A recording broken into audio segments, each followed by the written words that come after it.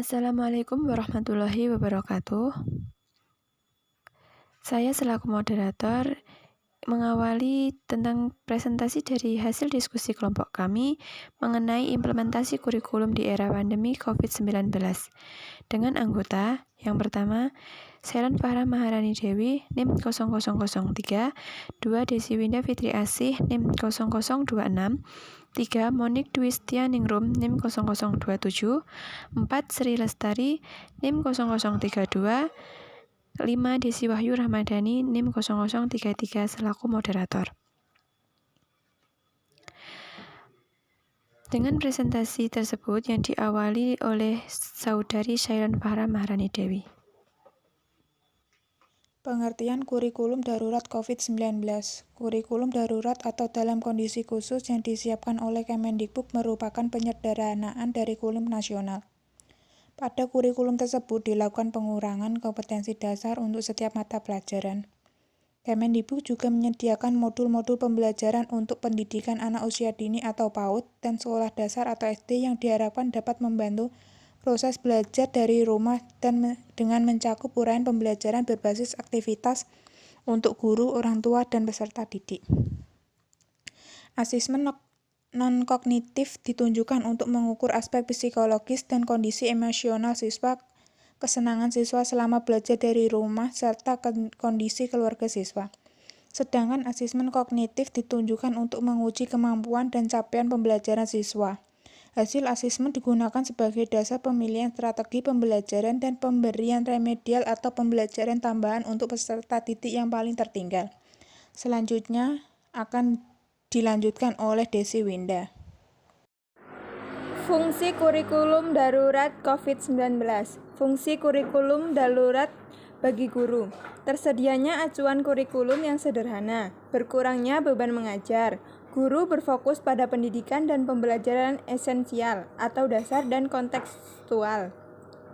Fungsi kurikulum darurat bagi siswa. Kesejahteraan psikososial siswa meningkat. Siswa tidak dibebani tuntunan menuntaskan seluruh capaian kurikulum. Berfokus pada pendidikan dan pembelajaran yang mendasar atau esensial dan kontekstual. Fungsi kurikulum darurat bagi orang tua, mempermudah pendampingan pembelajaran di rumah atau PJJ. Kesejahteraan psikososial orang tua meningkat. Dilanjutkan oleh Monik Dwistia Ningrum. Modul pembelajaran bagi tingkat PAUD dan SD untuk membantu proses pembelajaran. Tingkat PAUD yang pertama, belajar dijalankan dengan prinsip bermain adalah belajar. Kedua, proses pembelajaran terjadi saat anak bermain dan berkegiatan sehari-hari. Tingkat SD yang pertama, berorientasi pada kompetensi literasi, numerasi, pendidikan karakter, dan kecakapan hidup. Kedua, kompetensi dasar berbagai mata pelajaran. Kebijakan kurikulum darurat COVID-19. Kebijakan pertama adalah perluasan pembelajaran tatap muka PTM untuk zona kuning, baca dalam izin bersekolah di zona kuning, dan penyusunan kurikulum darurat.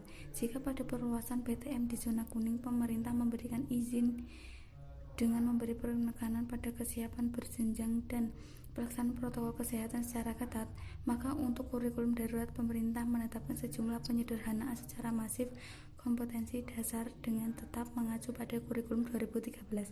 Kurikulum darurat sendiri disiapkan bagi satuan pendidikan yang masih melaksanakan PJJ. Diketahui dari catatan Kementerian Pendidikan dan Kebudayaan, sebanyak 43% siswa berada di zona hijau dan kuning yang kini telah diperbolehkan untuk menggelar PTM. Zona hijau dan kuning itu tersebar di 276 kabupaten atau kota, sedangkan sebanyak 57% siswa lainnya masih berada di zona merah dan oranye yang belum diperkenankan untuk menggelar PTM. Siswa-siswa tersebut berada di 238 kabupaten atau kota lainnya.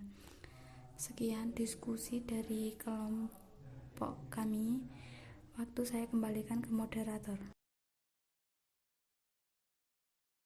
Demikian yang disampaikan dari kelompok kami, kurang lebihnya kami mohon maaf yang sebesar-besarnya. Akhirul kalam, wassalamualaikum warahmatullahi wabarakatuh. hospital.